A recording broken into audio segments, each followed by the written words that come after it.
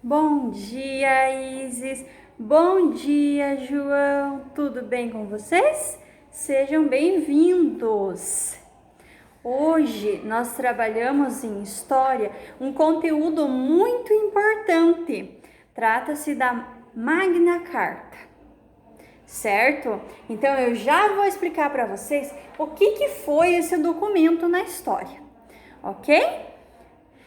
Então, na primeira aula de história, nós vimos esse conteúdo. Na quarta aula, nós vamos ter mais uma aula, onde aí nós vamos trabalhar os combinados para o ano todo. Combinados esses que são muito importantes para um bom desenvolvimento e andamento escolar.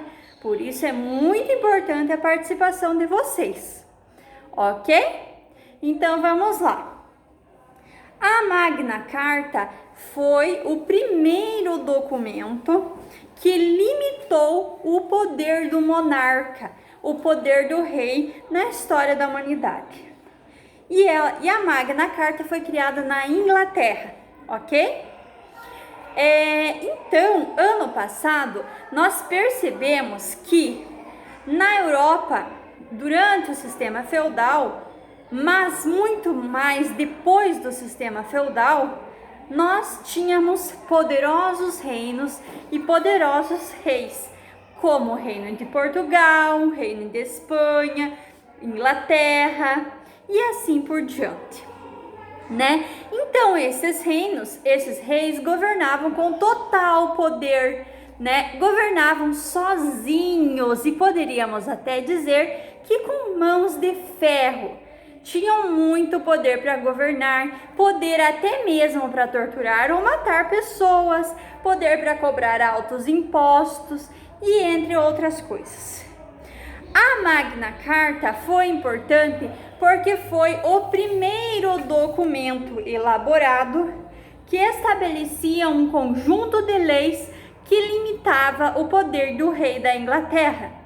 Então foi na Inglaterra que iniciou, né, essa limitação do poder do rei. Então, o que aconteceu? Havia lá um rei chamado Rei João. Esse Rei João, ele era filho de um rei chamado Henrique II. E o Rei João, ele passou a governar a Inglaterra a partir de 1199. Então, ela governou a Inglaterra de 1199 até 1216, ok? Esse rei João era chamado de Rei João Sem Terra, Rei Sem Terra. Por quê? João Sem Terra. Por que era chamado de João Sem Terra? Porque quando o João nasceu, o seu pai já havia partilhado todas as terras. Então, por isso, Rei João Sem Terra. Devido ao fato de não ter terras e tal, ele começou a explorar a população de uma forma exagerada.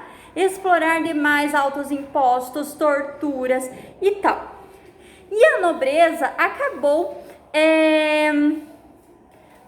iniciando uma grande rebelião contra esse rei. Essa rebelião durou de 1214 até 1215. Em 1215, o rei João, ele foi obrigado a assinar a Magna Carta, que era uma carta que limitava os seus poderes.